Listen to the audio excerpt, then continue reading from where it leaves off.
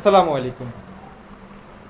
এই মুহূর্তে সামাজিক যোগাযোগ যে নিউজ ফিড, সেখানে সামাজিক যোগাযোগ মাধ্যম ফেসবুকের যে নিউজ ফিডগুলো, সেখানে কিছু নিউজ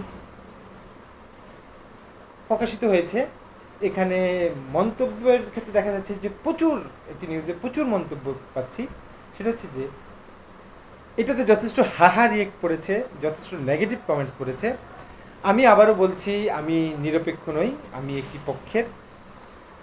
এই কমেন্টসগুলো পড়ে এই ভিডিওতে আমি চেষ্টা করি আমি কি নিজেকে নিরপেক্ষ রাখার জন্য। আমি মনে করি যে আমি যদি নিরপেক্ষ থাকতে পারি, তাহলে আপনারা অনেক কিছু বিষয় আপনারা নিজেদের মতো করে সাজিয়ে নেবেন। নিউজটি পড়তে আমার অনেকটা নিউজটা কমেন্টস পড়তে আমার অনেক সময় বিলম্বিত হয়েছে। এক একটি ভিডিও করতে 7 থেকে 8 মিনিট আমাকে যথেষ্ট সময় দিতে হয়। তো আমি চেষ্টা করছি যে আমার সময় দেওয়ার মাঝেও যদি আপনাদের কিছু জানা হয়, আপনাদের সময় সেভ করার জন্য আমি ভিডিও করছি। বাংলাদেশে যত পরিবর্তন সব বিএনপির হাত ধরেই হয়েছে, এমন একটি মন্তব্য করেছেন যে বাংলাদেশের যত পরিবর্তন সব পরিবর্তনই বিএনপির হাত ধরে হয়েছে। বিএনপির কেন্দ্রীয় কমিটির সহ আন্তর্জাতিক বিষয়ক সম্পাদক ব্যারিস্টার রুমিন ফারহানা বিষয়টি বলেছেন। তো এখানে যথেষ্ট কমেন্টস। তিনি আরও বলেছেন, যত শুভ পরিবর্তন বাংলাদেশে হয়েছে ভালোর জন্য, মানুষের কল্যাণের জন্য, বাংলাদেশের অগ্রগতির জন্য পরিবর্তন হয়েছে সব জিয়া পরিবার এবং বিএনপির হাত ধরেই। দিনাজপুর শহরে নামজা গার্ডেন মিলনায়তনে রাষ্ট্র কাঠামো মেরামত 31 দফা শীর্ষক প্রশিক্ষণ কর্মশালায় তিনি এই কথাটি বলেছে। এই নিউজটিতে আমার অনেকটুকু সময় ব্যয় হয়েছে এখানে কমেন্ট চেক করে, হাহা রিয়েক্ট চেক করে। তো এক্ষেত্রে মানে পাল্টা কমেন্টস পক্ষের লোকগুলো তো বলবে যে সঠিক বলেছেন আপু, তারপরে হ্যাঁ এইভাবে আগাইতে হবে।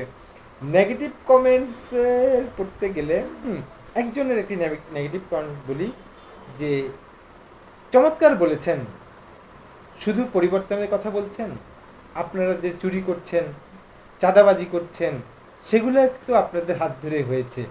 তো উনি একটি প্রশ্নবোধক চিহ্ন দিয়ে উনি অনেকটা খোঁচা দিয়ে একটি কথা বললেন। একটি দুঃখজনক নিউজ চোখে পড়ল, 5ম শ্রেণীর ছাত্রীর রহস্যজনক মৃত্যু। কুড়িগ্রামের ফুলবাড়ী উপজেলার নাওডাঙ্গা ইউনিয়নের বালাতারা গ্রামের 5ম শ্রেণীর ছাত্রীর রহস্যজনক মৃত্যু হয়েছে। নিহত ফাতেমার বয়স ছিল 11 বছর। সে বালারহাট সরকারি প্রাথমিক বিদ্যালয়ের ছাত্রী ছিলেন। নূর হোসেন তুলি বেগম দম্পতির একমাত্র কন্যা। আসলে যার সন্তান হারায়, 10 মাস 10 দিন গর্ভ ধারণ করে লালন দুনিয়াতে আসার পরে ভরণ পোষণ করে একটা সন্তানের পিছনে মানুষ, সন্তানের মা এবং বাবা যথেষ্ট পরিশ্রম করে, সেটা একটি মৃত্যু। তো এখানে যথেষ্ট মিশ্র প্রতিক্রিয়া কমেন্টস দেখা যাচ্ছে। আরেকটি দুঃখজনক ঘটনা, সেটা হলো যে পরিচয় মিলল 2 হাতের কবজি থেকে বিচ্ছিন্ন যুবকের, জানা গেল কারণ। নাটোরের নওডাঙ্গা উপজেলায় পারিবারিক কলহের জেরে ঘটে গেল চরম বর্বরতা। ভাবির অশ্লীল ভিডিও ধারণ করায় ছোট ভাইয়ের উপর ক্ষিপ্ত হয়ে দা দিয়ে 2 হাতের কবজি কেটে দিয়েছে মেজো ভাই। 24 এপ্রিল সকালে নলডাঙ্গা ও সিংড়া উপজেলার সীমান্তবর্তী খাজুরা গ্রামে এই ঘটনাটি ঘটে। ইসরাফিল নামে ছেলেটির কবজি কেটে ফেলেছে, 2 হাতের কবজি। যে এটা আসলে সত্যি মানুষ যথেষ্ট বর্বর। তাকে ফ্যামিলিগতভাবে বসে এটা সমাধান করলে ভালো হতো। তবে এখানে একজন নানা প্রতি কমেন্টস করেছে, কমেন্টস বলছে যে হ্যাঁ উচিত কাজ হয়েছে, এটা বেশি বলছে।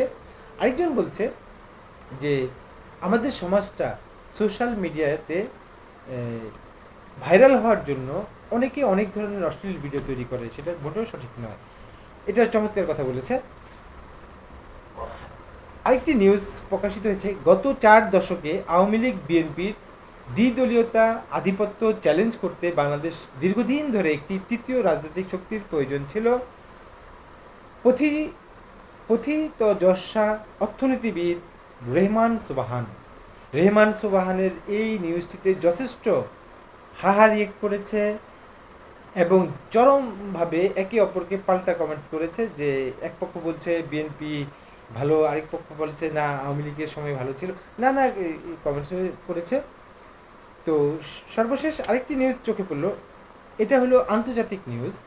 ডাকাতের ভয়ে খাটের নিচে লুকালেন ফুটবলার,